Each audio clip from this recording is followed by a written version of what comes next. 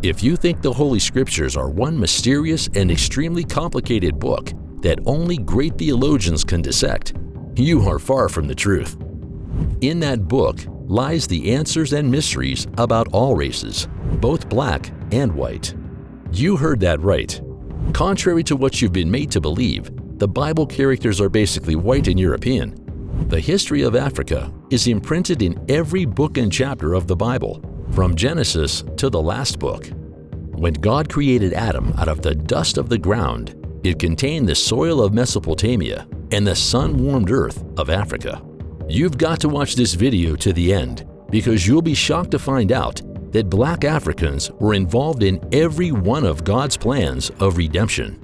But not just the ground and soil indicate the black race in the Bible, but also people. Grab your favorite drink because you're about to discover some mind-blowing biblical revelations about the African race. First and foremost, any biblical study of race should start in Genesis 1. Interestingly, the Bible does not start with creating a specific race of people. Instead, when the first human being was created, he was simply called Adam, which means humankind in Hebrew. Adam and Eve were neither Hebrews nor Israelites. They were neither white nor black. Nothing was mentioned about their race. The Bible simply refers to them as the mother and father of all ethnicities. Where?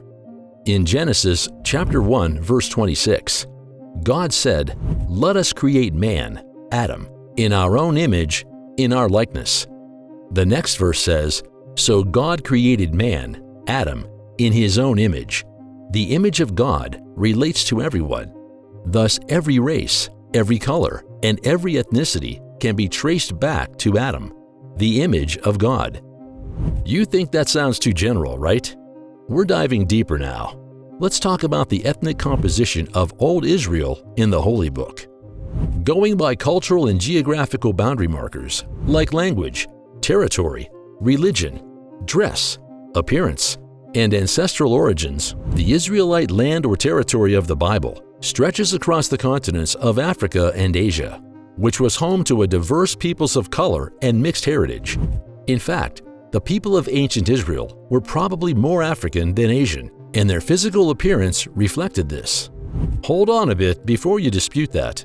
Still on the geographical composition of the Old Israel, the people in and around ancient Israel can be divided into four main ethnic groups.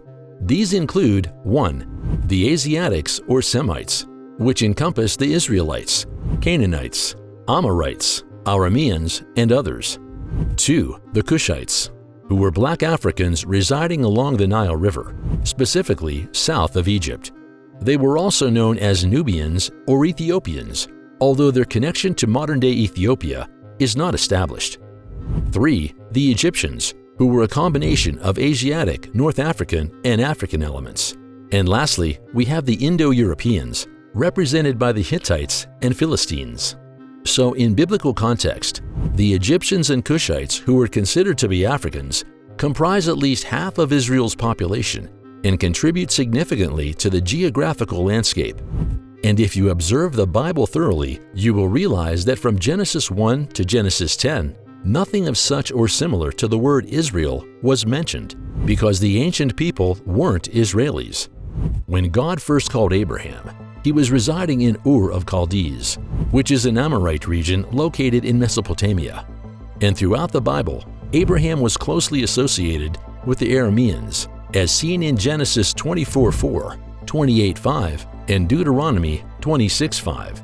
Even Isaac, Abraham's son, and Jacob, his grandson, married Aramean women, so definitely they were not Africans or Israelis. But the subsequent generation gave rise to the Israelites through intermarriages with Canaanites and Egyptians. You have Judah in Genesis 38:2, Simeon in Genesis 46:10, and Joseph in Genesis 41:50.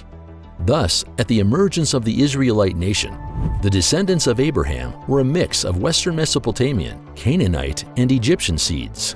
To further prove his mixed ethnicity of the Old Israel, remember when God delivered the children of Israel from Egypt, the Bible mentions that an ethnically diverse crowd went up with them. Exodus 12:38. meaning that the group Moses led out of Egypt was basically a diverse group that may have included African people. Most of them are probably Abraham's descendants, but many are not. At that time in Egypt's history, many Cushites, black Africans, lived in Egypt, not just as slaves, but were highly placed individuals. Definitely, some of these Africans were part of the ethnically diverse crowd that left Egypt alongside the Israelites during the Exodus.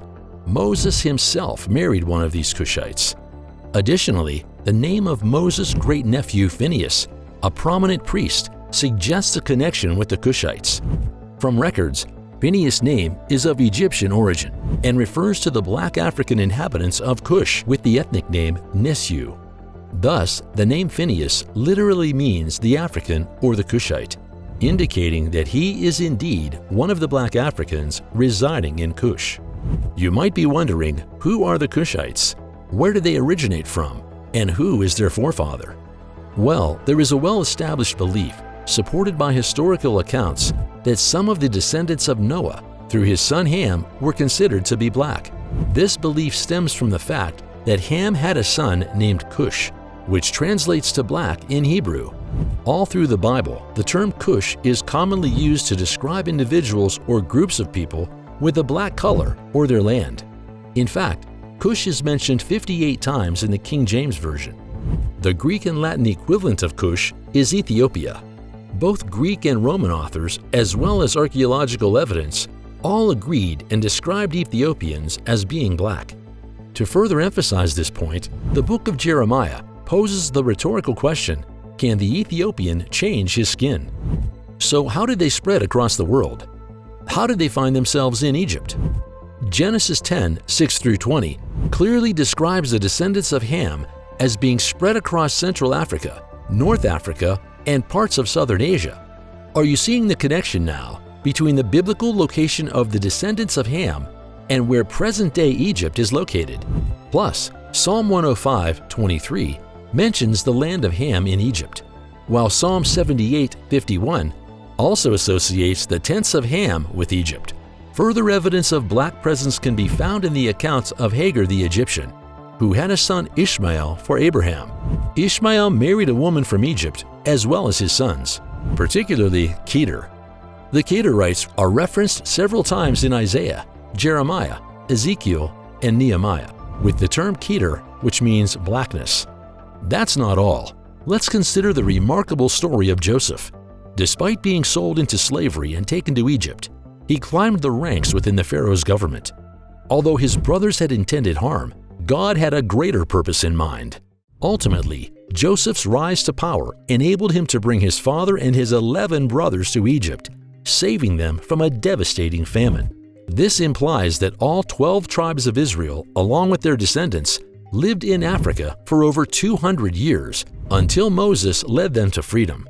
They were only about 70 when they came in and weren't even Africans at the time, but they left as a group of over 1.5 million, and through intermarriage, African blood flowed freely through their veins.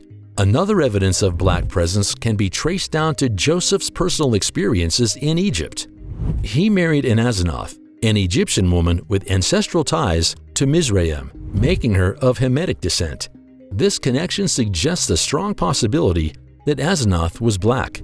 Notably, she was also the mother of Ephraim and Manasseh, who also carried African blood. Even at that, all these people were called Hebrews, not Egyptians. Why? The basis for distinction were not often based on race, but on tribal affiliation. In the ancient world, the tribe you belonged to was what truly mattered. Interestingly enough, Hebrews and Africans are the same people in the Bible. The first Hebrews were African, and to date, many Africans can still trace their ancestry back to the Hebrews. In case you don't know, long before slave ships brought Africans to American shores, many enslaved Africans already worshipped the God of the Bible. They had many tribal practices straight out of the Old Testament. Even now, some Africans are still living as Jews did millennia ago. Are you still in doubt? The African presence in the Bible is even more evident when we dive deeper into the scriptures. Take, for instance, the story of Moses, also known as the Prince of Egypt. You may recall the scene where Moses' mother and sister placed him in a basket on the Nile River, desperate to protect him from Pharaoh's wrath. Surprisingly, it was Pharaoh's daughter who discovered him and decided to adopt and raise him in the palace right under her father's nose. Don't forget, Moses' parents were Hebrews from the tribe of Levi. If Pharaoh's daughter and Moses appeared different physically, it's logical to assume that Pharaoh would have seized the baby and killed him, but he didn't. Why? Probably because Moses perfectly blends in with the Africans among the Egyptians. Moses is not the only one who effortlessly fits in. Remember when Mary and Joseph had to flee with Jesus to escape King Herod's wrath? Where did they seek refuge? None other than Egypt. If Joseph, Mary, and Jesus appeared noticeably different from the native Egyptians, they would have never been able to blend in. However, this was not the case. They all shared African heritage. African blood flowed through their veins, including Jesus. So it is safe to say Black history holds a significant place within biblical history. And above all life is interrelated.